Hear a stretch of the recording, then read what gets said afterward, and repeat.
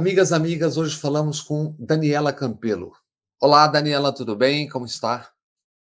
Tudo bom, Bob? Tudo ótimo. Daniela, cientista política e professora na Fundação Getúlio Vargas, no Rio de Janeiro. Por mais uma vez, Daniela, nós já conversamos sobre seus trabalhos e seus livros. Um sobre como a fuga de capitais costuma empurrar governos de esquerda para a direita em busca da volta desses capitais. Outro sobre a maldição da volatilidade, publicado pela Universidade de Cambridge. Você e César Zucco tratam da relação entre economia e política e vice-versa.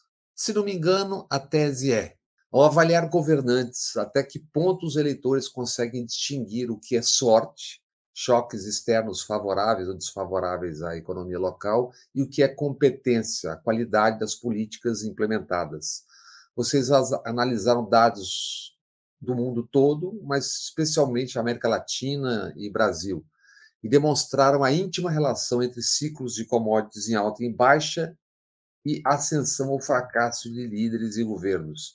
A eleição no Brasil confirmou essa tese ou a própria pandemia já havia espantado tudo, espanado tudo?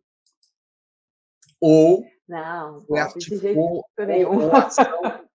ou a ação artificial na reta final de injetar bilhões e bilhões e bilhões, de alguma forma interferiu nessa forma quando ela é natural, digamos assim. Tá, vamos lá, deixa eu organizar então as alternativas que você me propôs.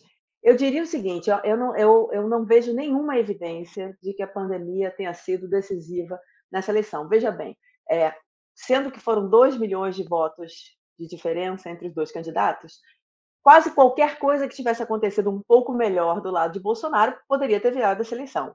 Então, assim, eu diria assim, eu não acho que a pandemia foi determinante na visão do eleitor sobre o Bolsonaro, mas é claro que, marginalmente, se o desempenho dele tivesse sido melhor, poderia ter feito diferença, porque qualquer coisa poderia ter feito diferença com 2 milhões E, na de verdade, 2 votos milhões é um de voto, distância.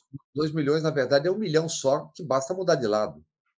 Exato. Então, assim, nesse sentido, quase qualquer coisa faria diferença. Agora, dito isso, que tenha sido um fator determinante, eu não acredito que a gente tenha a evidência disso, até porque um período em que o Bolsonaro teve a maior popularidade até o começo desse ano foi no período de auge de morte na pandemia. Quando E injetou, tanto eu quando quanto você já injetou mostramos isso o quando auxílio injetou o emergencial. auxílio emergencial. Então, o que eu diria é o seguinte: do ponto de vista do que a gente olha de relação entre economia e política, eu acho que tem uma parte grande da história que pode ser contada pela economia. O país teve, na verdade, o gráfico daquele meu bons tempos econômicos, que eu já mostrei algumas vezes aqui, eu já conversei com você sobre ele, é muito interessante a gente ver o que aconteceu a partir de 2020, meio de 2020, começo de 2021. Foi uma subida de preço de commodities tremenda, mas assim muito radical, muito forte durante o último período do governo do Bolsonaro. E o que se Commodities agrícolas, observa é que basicamente. commodities, eu uso uma cesta de commodities das Nações Unidas para que não seja nada que possa ser chamado de endógeno, pelo que o governo possa, que se possa dizer que o governo tem algum controle sobre isso. Então, por exemplo, se eu usasse uma cesta com produtos brasileiros, sempre há uma discussão se o governo consegue influenciar ou não o preço da soja, o Brasil consegue. Então, para evitar isso, no nosso trabalho, a gente usa uma cesta de commodities. E esse valor subiu tremendamente a partir do meio de 2020, começo de 2021. Então, o que a gente observa na popularidade do Bolsonaro é que ela vinha andando de lado depois que terminou o auxílio emergencial, e ela começa a subir de novo no ano da eleição. Então, essa popularidade, ele ganha, se não me engano, o apoio dele na segunda Quest, e as outras seguem parecido, foi cerca de 10 pontos percentuais de aprovação que o Bolsonaro ganhou nesse De último ano. 21, 22 para 32, logo naquela. Exatamente, exatamente. Então, essa subida facilmente pode ser acreditada à melhoria da economia trazida pelo cenário externo favorável. Então, isso é uma coisa. A outra coisa é a questão do ciclo econômico eleitoral que o Bolsonaro produziu esse ano. Todo presidente tenta, de alguma forma, melhorar as condições da economia no ano eleitoral. Isso aconteceu com o Fernando Henrique segurando o câmbio, aconteceu com Lula, com as políticas de bem-estar social, aconteceu com a Dilma, tentando segurar os preços. Isso é comum e acontece no mundo todo, não só no Brasil. O que houve com o Bolsonaro dessa vez, que foi excepcional, foi o fato de que o Congresso passou um estado de emergência no Brasil por conta da invasão da Ucrânia pela Rússia. E com esse estado de emergência, uma série de regras que existiam para limitar a capacidade do governante de gastar suficiente para ganhar uma eleição, para despejar dinheiro na economia de forma a melhorar a economia e ganhar a eleição, essas regras todas foram acabadas, quebradas. Então, Bolsonaro passou a poder incluir novos pessoas que recebem o Auxílio Brasil, né? Aumentou o valor do Auxílio Brasil, prometeu o 13º, fez um empréstimo consignado, uma série de medidas que não seriam possíveis no passado e que passaram a ser por causa do estado de emergência. E isso, de fato, o aumento de popularidade que ele conseguiu no final, foram 21 bilhões entre agosto e outubro desse ano. E agora Um descobriu-se na despejo de dinheiro transição, que jamais havia acontecido. Oi? e se descobriu na transição que deixou estão querendo retirar 2,5 milhões de pessoas que tinham posto na reta final. Não tem como pagar, então, olha, vocês no futuro aí tirem, porque não vai dar certo. Isso, mas é isso. Eu acredito que fosse isso que os economistas estavam olhando e acreditando que não ia ter problema nenhum fiscal, porque ele tirou de todos os programas sociais, de programas que importam, e colocou no auxílio para ganhar a eleição. Então, esse movimento que ele fez foi absolutamente excepcional no Brasil, nunca se pôde fazer isso. Então, ele comprou, de certa maneira, votos na beira da eleição. Então, eu acho que tem alguns pontos que eu queria comentar aqui, que eu acho importante a gente pensar para frente. Eu vou te dizer, o primeiro ponto é o seguinte: Bolsonaro, hoje fala-se muito nos 58 milhões de votos que teve e que metade do país apoia o governo. É preciso notar que a popularidade do Bolsonaro passou muito baixa o período inteiro, fora o período do auxílio emergencial. Ele teve uma popularidade mais baixa que qualquer outro presidente no mesmo período, fora o finalzinho da Dilma, que de fato foi muito baixo. Mas, de uma maneira geral, foi muito baixa. A aprovação dele era muito baixa. O Bolsonaro passou a 1 milhão de votos de perder no primeiro turno. Isso é muito importante dizer. Eu acho que acredita uma força eleitoral ao presidente que não é real. Ele foi inflada por conta desses processos todos, de tudo isso que ele fez antes da eleição. Então, o primeiro ponto é: Bolsonaro poderia ter perdido no primeiro turno. E se ele tivesse perdido no primeiro turno, eu acho que tanto a mídia quanto os analistas olhariam para essa eleição de uma forma diferente. Foi um governo extremamente incompetente, muito mal resolvido, e até em termos de implementar suas políticas preferidas, o Bolsonaro foi ruim, né? Passou poucas leis no Congresso, desmantelou muita coisa, criou muito pouca.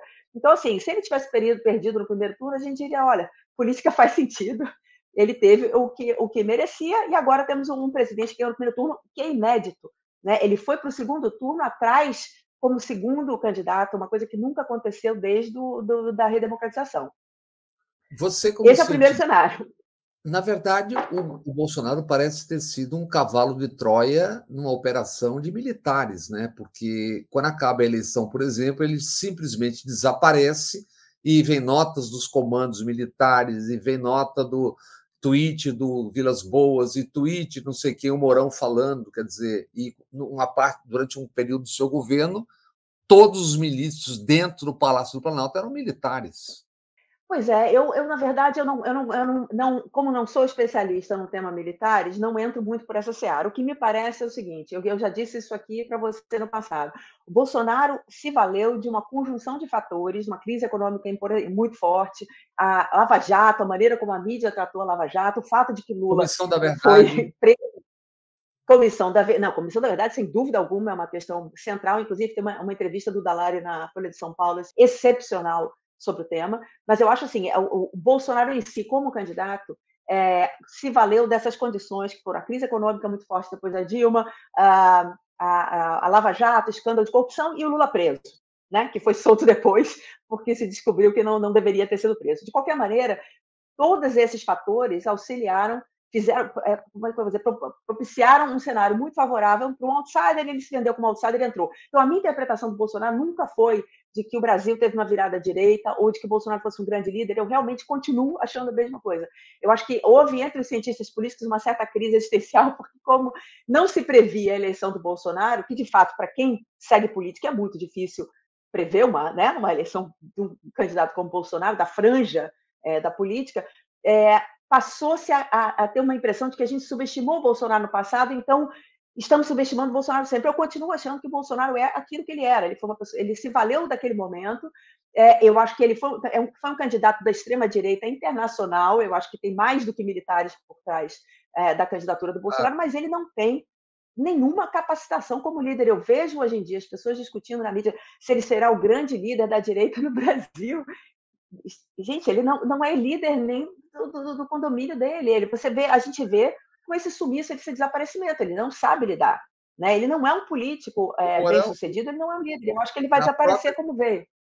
na própria transição, o Mourão já começou a jantá-lo, né?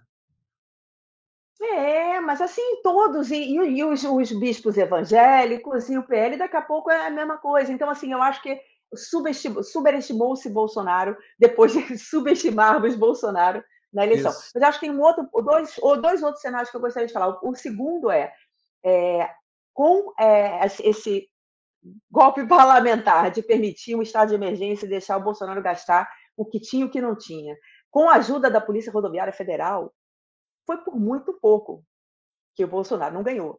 Então, assim, esse outro cenário sugere o seguinte: fala-se muito também que é da sobrevivência da democracia brasileira, da estabilidade das instituições resistindo de alguma forma, mesmo quem entende que houve uma perda, né, institucional, insiste nessa defesa. Eu diria o seguinte: foi por muito pouco. E se Bolsonaro, por um acaso, tivesse conseguido impedir os eleitores de votar e tivesse conseguido ganhar essa eleição, a minha pergunta é o que poderia fazer a oposição face ao fato de que temos a polícia em grande parte com Bolsonaro, os militares em grande parte com Bolsonaro, ou seja, os atores armados desse país, se não tem a capacidade de dar um golpe, que não tem, teriam a capacidade de manter o golpe, caso ele tivesse sido bem sucedido e Bolsonaro tivesse conseguido ser eleito. Então, é muito importante perceber o quão próximos nós chegamos, ilegítimo, e que seria um segundo governo de Chaves, eu não tenho a menor dúvida, de desmantelamento do que sobrou de institucionalidade. Então, esse cenário passamos perto. A gente precisa perceber o risco que corremos e pensar como evitar que esse risco aconteça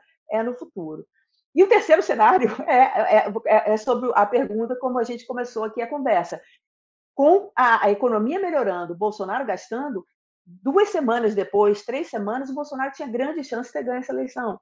Mesmo com o governo de desastre, de destruição que ele criou, mesmo com tudo que a gente está aprendendo agora que ele fez e o legado que ele vai deixar fiscal e de fim de programa social e essa bagunça, né, que ficou no governo, nossa oposição internacional completamente enfraquecida, enfim, tudo que a gente sabe que aconteceu, ele poderia ter sido reeleito simplesmente porque existia um choque externo muito favorável e que o Congresso permitiu que ele se valesse desse choque para gastar o que tinha e o que não tinha. Então, assim, de novo, é preciso pensar como evitar que a sorte, que foi sorte que ele teve nesse final de governo, defina uma eleição. Poderia ter definido. Só para limpar o passado de novo, assim, de vez. Como ele errou na condução do governo na pandemia? Qual foi o erro que ele cometeu ali, do seu ponto de vista? Bob, acho que seria mais fácil você me perguntasse qual foi o acerto, porque os erros foram tantos. Eu acho que o erro fundamental foi que o Bolsonaro, até então, vinha seguindo os passos do Trump muito de perto, né? Então, o Trump tomava uma decisão 2 dias depois e o Bolsonaro fazia a mesma coisa. Só que o Trump estava preocupado com a eleição de 2020, que era quando ele seria reeleito ou não. Então, ele queria a economia funcionando de volta, ele queria todo mundo na rua de novo e a economia voltando a uma certa normalidade. Então, essa foi a estratégia do Trump para lidar com uma eleição iminente, e Bolsonaro seguiu. Então, desde negação da pandemia, dizer que era uma gripezinha, atrasar vacinas, inclusive por conta de esquema de corrupção, né, tentando ganhar aquele $1 ali na Covaxin da Índia, mandar as pessoas para a rua, impedir os lockdowns, não criar como é que eu vou dizer, um ambiente de cooperação com os governadores, com os poderes locais, ou seja, ele errou em absolutamente tudo de A a Z. Talvez a única coisa que ele tenha acertado foi aquilo que ele foi forçado a acertar, que foi dar o auxílio emergencial para as pessoas no momento de muita carência, que ele não queria dar, tentou dar os 200, foi forçado a dar mais e acabou dando os 600 e, de fato, segurou não só a sobrevivência das pessoas, como a economia do Brasil durante a pandemia. ainda assim foi alguma coisa que ele foi forçado a fazer. Foram muitos erros, foram só Para esses, na verdade. nós leigos aqui, esse debate, porque tem um debate, um diz uma coisa, outro diz outra. Esse rombo fiscal de 795 bilhões, é isso mesmo? 800 bilhões em 4 anos, né? Procede? Bob, eu diria o seguinte: para mim, eu prefiro não entrar na seara da economia, porque eu não sou uma pessoa da área fiscal, minha área é mais política. Mas existe uma série de evidências, inclusive da instituição fiscal independente e de atores que não estão necessariamente envolvidos com o governo, que garantem que é isso que está acontecendo, né? Que houve gastos que não se esperava, não se imaginava, não se sabia, e que estão aparecendo agora, à medida em que o governo passa pela transição. O que me parece só é que, ao contrário do governo Lula, que tem o compromisso com o social, né, e a gente sabe que não tem condição de desfazer um Auxílio Brasil ou Bolsa Família ou tirar recipientes nesse momento de crise, o que eu acredito que o Bolsonaro fosse fazer era um ajuste de austeridade muito forte agora nesse começo de ano, sem a menor dor no coração. Então, nesse sentido, ele gastou o que teve e o que não teve e ia cortar absolutamente tudo sem nenhum problema, porque a população mais pobre não digamos, o foco do Bolsonaro, não é com essa população que ele está preocupado. Ele garantiu dos militares, ele garantiu dos seus auxiliares e garantiu a reeleição dos seus aliados via orçamento secreto, e agora ia cortar tudo e todos com uma maior tranquilidade. Eu acho que essa que seria a resposta do Bolsonaro pós-eleitoral, e que é impossível para o Lula fazer, né? E que caminho tem o novo governo? Que perspectivas você enxerga no médio e longo prazos? Olha, Bob, eu acho que, bom, parte depende muito do que vai acontecer no cenário internacional. Talvez eu seja pelo meu viés da minha pesquisa, é muito importante ver o que vai passar. Essa subida muito forte de preços tende a diminuir, a expectativa, né, é de que diminua, e as taxas de juros americanas a gente tem que acompanhar para saber como é que vai ser a entrada e a saída de capital no Brasil. Eu acho que o Lula não vai pegar um cenário tão favorável como o Bolsonaro pegou nesse último ano, e isso é uma limitação. Por outro lado, dado o cenário muito difícil, eu acho que assim, eu realmente não consigo imaginar um político que estivesse melhor posicionado para lidar com isso. E eu acho que, inclusive, não só do ponto de vista de amarrar, costurar as alianças domésticas, mas como pela boa vontade que está sendo gerada no mundo em relação ao Brasil, né? Tanto do ponto de vista de proteção da Amazônia, como do ponto de vista de fato de que é importante para o mundo que o Brasil volte à arena internacional, é importante para o mundo que o Bolsonaro, ou que o Lula traga esse país de volta para questões não só de meio ambiente, mas como em termos de, por exemplo, negociação da questão da Venezuela, estabilidade democrática na América Latina. O Lula é um ator muito central para tudo isso. Eu acho que, nesse sentido, não acho que vai ser um cenário fácil mesmo. Existe uma restrição orçamentária, existe um cenário internacional nem tão favorável, mas eu acredito que o Lula seja talvez o político melhor posicionado para lidar com isso. Agora, não vai ser o primeiro governo Lula de 2002 a 2006. E o fator China commodities, qual é a perspectiva? Como é que você enxerga agora? Lá tem Pois é, distúrbios, exato. A etc. China está num momento muito complicado, que a gente não sabe muito bem onde vai dar, né? Por conta da relação com a Covid, a forma como o governo vem conduzindo. A China já vem fazendo um movimento para dentro, diferente do movimento que a China fez nessas últimas décadas de estar presente no mercado internacional e de um crescimento orientado às exportações. A China já vem fazendo esse movimento mais para o seu mercado interno, mais preocupado com a questão da estabilidade interna, muito limitada ainda a economia por conta da Covid, da maneira como o governo está lidando com ela. Então, assim, a China não será a China de novo do período de 2002 a 2006. Então, isso torna tudo mais difícil no mundo, não só no Brasil, né? A China foi o motor do crescimento mundial durante muito tempo e talvez não venha a ser mais da mesma forma. Daniela, nas transformações do mundo em várias décadas, o Brasil perdeu vários bondes. O da tecnologia da informação, da ponta do universo digital, por exemplo. Perdeu, atrasou muitos anos na questão do meio ambiente, da ciência, o fator econômico, dinheiro para o longo prazo. Optou pelo extrativismo e pela exportação selvagem, não se importou nem um pouco com a questão dos agrotóxicos, inundou o país de agrotóxicos, e assim inundou com veneno terras, águas e tudo mais. E isso fecha portas quando se torna óbvio. O que pode ser o Brasil daqui por diante? O que pode ser o Brasil no século XXI? Não pensando no próximo mês só. Bob, a questão é o que o Brasil quer fazer, mas o Brasil pode ser um grande motor da economia verde, da economia de baixo carbono. É um cenário que toda vez que eu converso com especialistas nessa área, tanto de meio ambiente quanto mesmo do agronegócio, obviamente não é a média do agronegócio que pensa assim, mas tem quem pense assim, o potencial é absurdo, né? O fato de a gente não ter que fazer a transição energética praticamente nada, o tipo de energia que a gente tem que é mais limpa, as possibilidades de Amazônia, de mudar completamente a maneira de entender extrativismo, entender meio ambiente, agronegócio e indústria no Brasil. Então, assim, o potencial é absurdo, absurdo. Esse potencial já existia antes e agora eu acho que tem tudo para acontecer. Mas existe ainda uma resistência muito grande doméstica com a qual o Lula vai ter que lidar.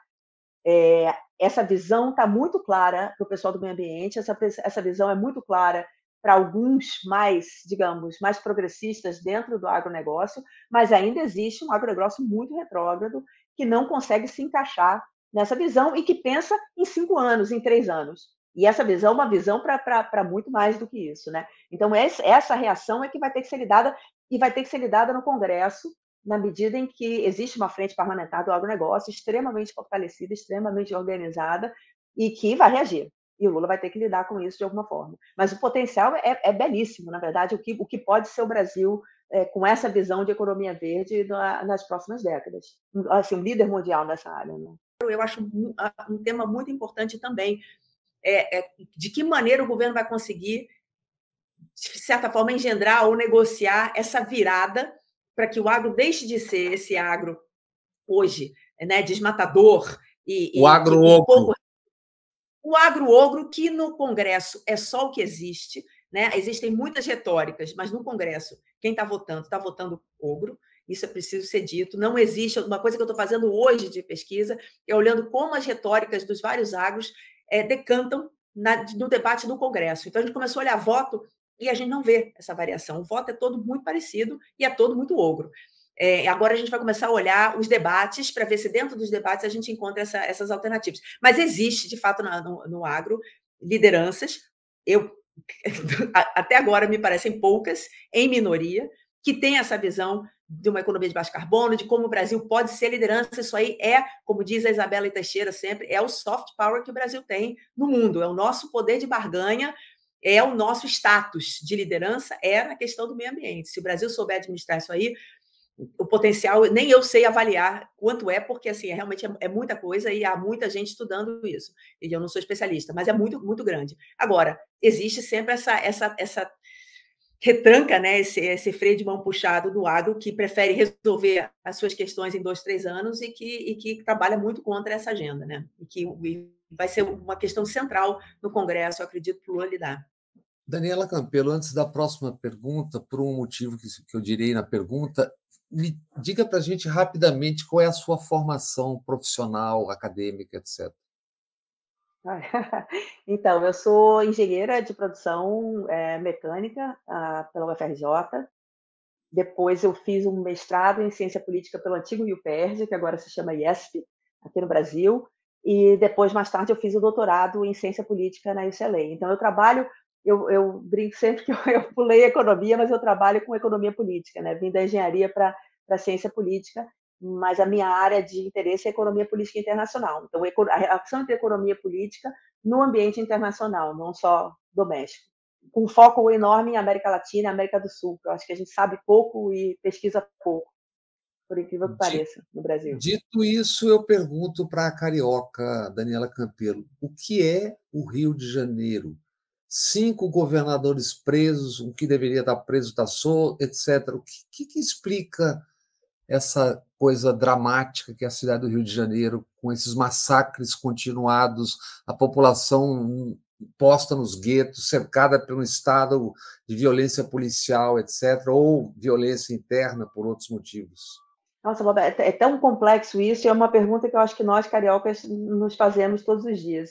Eu vou dizer só um pedacinho da história que eu acho que é muito importante, que diz respeito também à minha pesquisa acadêmica, mais como acadêmica do que como cidadã. O Rio de Janeiro é uma pequena Venezuela, né? A gente vive de petróleo e que depende muito desses preços de petróleo. A receita do Estado é basicamente petróleo, e a volatilidade desses preços cria uma imensa dificuldade de planejamento e cria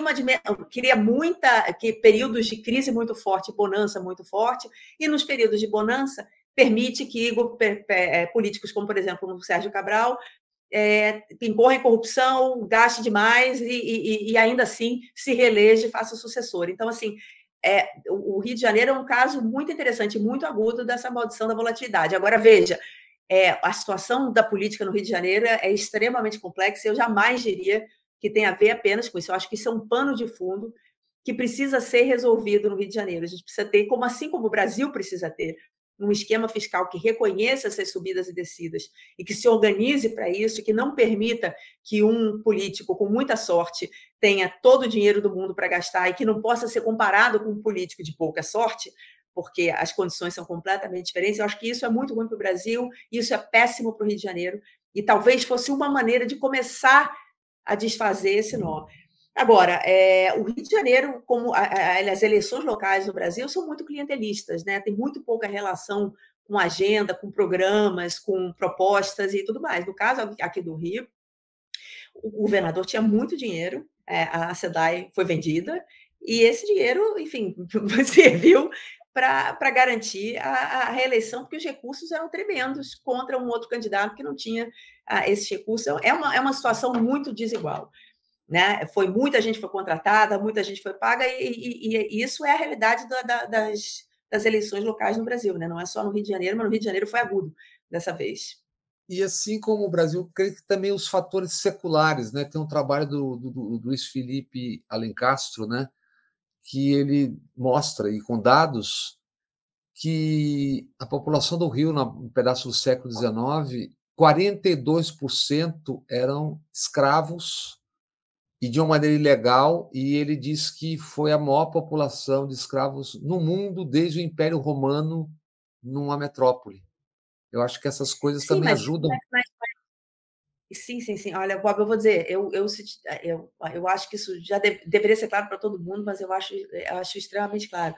O nosso legado escravocrata, a nossa desigualdade de renda, a nossa desigualdade racial de condições, eu acho que eu digo isso para os meus alunos na graduação, que são todos estrangeiros que vêm fazer um curso aqui, circulam pelo mundo e vêm parar no Rio de Janeiro, e eu digo isso para eles. Então, é impossível entender qualquer dinâmica política econômica no Brasil sem entender o nível de desigualdade, o nível de desigualdade de condições, de oportunidade, de tudo que existe nesse país, muito associado ao legado escravocrata e às desigualdades que existem entre raças. Então, assim, para mim, isso é um fator definidor do Brasil. Depois que a gente entende isso, a gente começa a entender todo o resto. Sem considerar esse aspecto, não tem mais nada, nem economicamente, nem politicamente falando. Eu acho que isso aí é o tema zero da agenda do país, é resolver essa questão. Eu estou lendo agora o livro do Giovanni Martins, que eu, na verdade, conheci a primeira flip que eu fui, num conto, ele apresentou um conto e eu fiquei fascinada,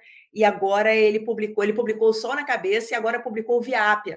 Eu li o Só na Cabeça. É um garoto, o Via Ápia é maravilhoso, porque ele é um menino, eu acabei de cruzar com ele na flip, tive o prazer de tietá-lo agora em Paraty, mas esse livro, Via Ápia, é um livro que conta a história de 5 meninos que estão na Rocinha no período em que entra o PP.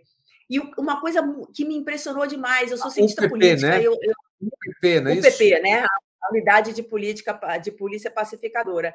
E a UPP, quando eu voltei para o Brasil em 2013, as pessoas diziam, nossa, agora o Rio de Janeiro mudou, agora tem as UPPs, agora as pessoas conseguem subir na favela, e a dinâmica da economia está muito melhor, e existe muito mais integração, e eu cheguei encantada com essas possibilidades no Rio.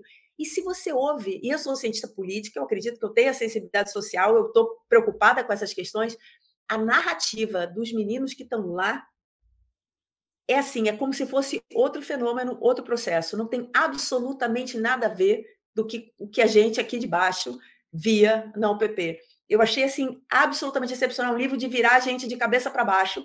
Isso porque eu sou uma pessoa que está olhando esses programas todos os dias, imagina quem não está. Então, assim, eu recomendo fortemente. Via Ápia. É Enviar. excepcional, é muito bom mesmo, e eu acho que faz pensar e faz olhar e faz enxergar essas pessoas que estão circulando o tempo todo e que muitas vezes para as elites do Brasil elas não são vistas, são absolutamente invisibilizadas. Eu acho que esse livro dá um sacode que eu achei excepcional, excepcional. Eu sei que você tem compromissos, então uma última questão que, pelo menos, mesmo que à distância, você pode nos dar alguma luz. Petrobras, o que você acha que vai acontecer? Não sei, Bob. Eu acho Petrobras um nó interessante, porque a Petrobras sempre foi usada, os preços de petróleo sempre foram usados no Brasil como instrumento de política macroeconômica, desde que o Brasil é Brasil. Assim, sempre existiu, porque o preço do petróleo, da gasolina, influencia todos os outros preços, influencia a inflação. Então, eu acho que tem, na minha cabeça, tem assim um trade-off, detesto usar termo em inglês, mas assim, uma questão de alternativa. Né? Os governos, em geral, quando eles estão numa posição fiscal boa e existe um risco inflacionário, eles tendem a segurar o preço do petróleo para não subir a inflação e eles podem bancar isso aí, né? Porque estão numa situação fiscal boa. No caso do Fernando Henrique, foi o contrário. O país estava numa posição fiscal frágil e não tinha, o problema inflacionário não era central naquele momento. Então, aumenta-se o preço, deixa o preço do petróleo subir, porque isso aí melhora as condições fiscais do governo. Então, eu acho que ela sempre foi usada de alguma forma nesse sentido. O problema é que hoje a Petrobras é, em grande parte, privada, existem acionistas privados que querem retorno do investimento, e que, naturalmente, como qualquer acionista privado, quer que não haja intervenção e que os mecanismos de mercado definam o retorno do investimento. Então, assim, é uma situação muito complicada, e eu não sei muito bem como se sai disso aí. A gente viu que não interessa se é governo de direita ou de esquerda, Bolsonaro agora segurou como pôde os preços de gasolina, porque ele sabia que a inflação seria um risco para a reeleição, para sua reeleição em 2022. Biden está discutindo o que fazer com os preços de petróleo. Todo mundo estava discutindo o que fazer com os preços de petróleo quando eles subiram tremendamente depois da invasão da Ucrânia. Então, eu diria o seguinte: eu acho que precisa ser discutido com transparência. Eu acho que eu espero que não aconteçam mecanismos que ninguém entende direito para definir para onde vai a Petrobras. Eu acho que é preciso ser discutida essa questão. A questão de quão importante ela é para a macroeconomia, por outro lado, o fato de que ela tem acionistas privados que precisam ser contemplados de alguma forma.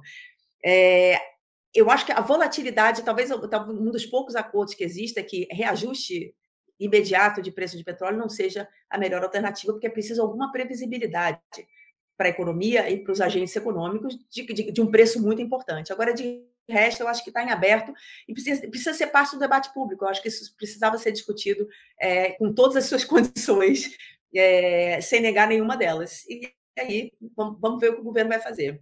Mas é muito difícil, eu acho que é um problema complicado. Principalmente em situação de alta muito forte do petróleo, que eu acho que, ao que parece, não vai ser a questão imediata. Então, talvez isso dê uma aliviada nas tensões nos próximos anos. Daniela, muito obrigado pela aula anual. Espero que a gente consiga falar de novo esse ano, tá? Com certeza, Bob, um prazer enorme conversar com você. Beijo. Tá bom, querido. Beijo.